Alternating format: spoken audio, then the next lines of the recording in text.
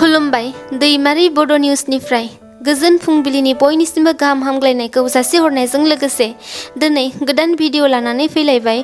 नोंथांमोना भिडिअखौ जोबजासिम नायगोन होनना मिजिंथियो। फैदो दानिया खौरांफोरखौ खोनासंदिनि। आसामाव उन्दै बैसोआव जुलि लानायखौ हमग्लुंनायनि नैथि खोन्दोआ जागायनोसै। गामि गामि नोगोर सोहोर जेरैखि जाया आन्दोआव थाया मानो गासैखौबो हमनानै जोबथेसालियाव सोनो थाखाय थियारि जाबाय आसाम सोरखारनि पुलिस बिफाना।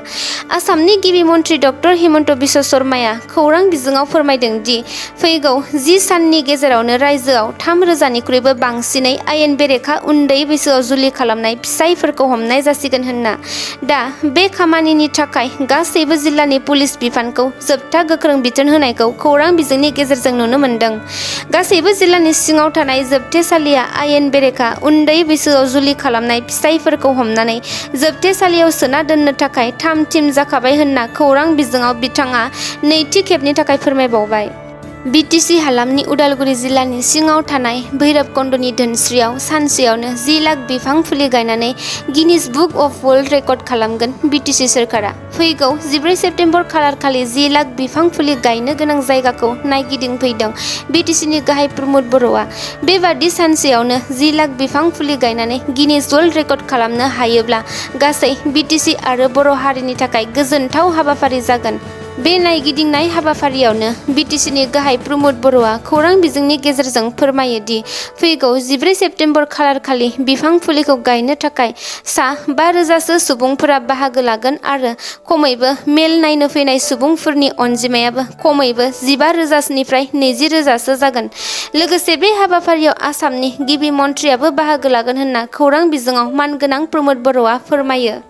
चिरां जिल्लायाव सोमजिदों मोनसे समाजनि नोजोराव मुगैजाथाव आरो लाजिनांथावना जाथाय। गावनि असे बिमा बिफायानो रांनि थाखाय फानदों गावनि गथ'खौ।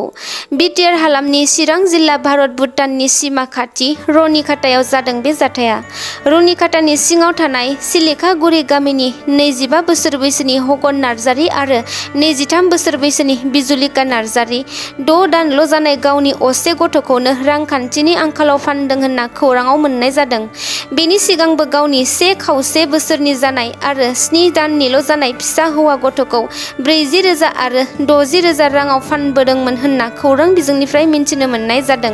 बे जाथायनि सोमोन्दै स्रोद सुलुंनि बिथायै खौरां मोननानै रनिखाता थानानि OC बिप्लब कयेरआ संदाननानै जाथायखौ सोराङाव लाबोयो आरो गावनि गथ'खौ फानग्रा बिफा हगन नार्जारि आरो उन्दै गथ' बायग्रा बिथांमोनखौबो पुलिस बिफाना खायो।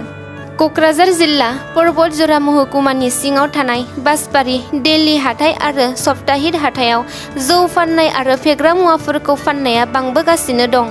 बेखौ नोजोर होनानैनो बासबारि ओनसोलनि मेलेमजिबि सुबुंफोरजों लोगोसे बासबारि बर्डनि गावबुरा सनेन्द्रनाथ ब्रह्म आरो एक्स MLA बनेन्द्र कुमार मोसाहारि, इउपिपिएलनि TCLCC मासिगिरि उत्तम हाजरिका आरो बिथांमोनजों गुबुन गुबुन आफादाव थानाय मेलेमजिबि सुबुंफोरा जथायै ड्राग्स जौ जुवाफोरनिफ्राय जानगाराव थानो थाखाय खावलायो आरो फरायसाफोरनि इयुनफोरखौ गोग्गो खालामनो सावरायमेलबो खुंदोंमोन। लोगोसे जौ होबथा आफादखौ लानानै फेग्रा मुवा फाननो मोनला होननानै गोख्रों थांखिबो लानाय जादोंमोन। सासे 14 बोसोर बैसोनि बेंगुरा उन्दै गथ'नि सायाव जिनाहारि। बे जाथाया जादों बाक्सा जिल्लानि आमबारि गामियाव। जिनाहारि खालामजानाय उन्दै गथ'नि नखरनि सुबुंफोरा फोरमायनाय बादिब्ला गोदै गोदै बुरखायना न'आव लाना थांनानै 60 बोसोर बैसोनि सासे अगेन गोसोनि लम्पट राजेन कलिता मुंनि सुबुङा जिनाहारि खालामदों।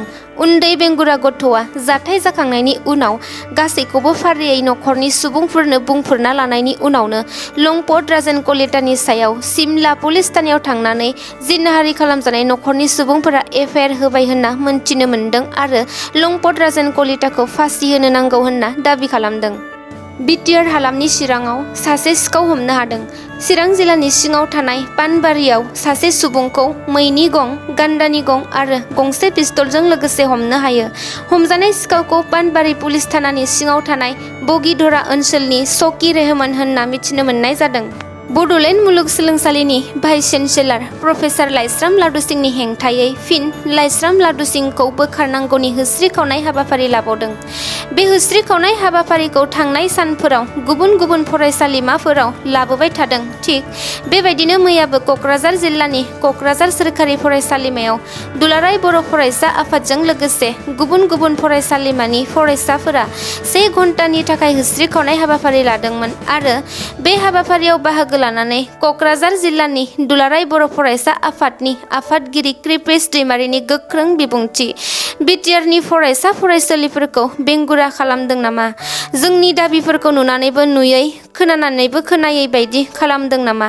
नाथाय सम थानायावनो प्रफेसार लाइस्राम लादुसिंखौ बोखाराब्ला बेनि फिथाइखौ गभर्नरा मोनगोन होननानै गोख्रों रावजों खौरां बिजोङाव बुंनायखौ नुनो मोन्दों।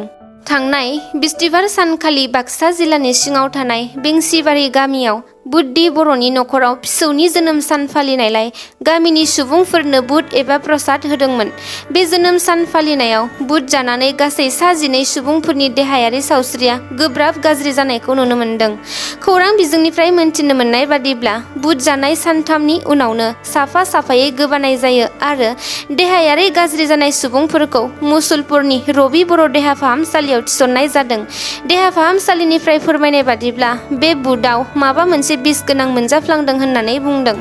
दिनैनि खौरांफोरा एसेनोसै। भिडिअखौ नायनानै मोजां मोनदोंब्ला नोंथांमोना अन्नानै लाइक, शेयार, कमेन्ट आरो साबस्क्राइब खालामनानै होदो। गोजोन्थों।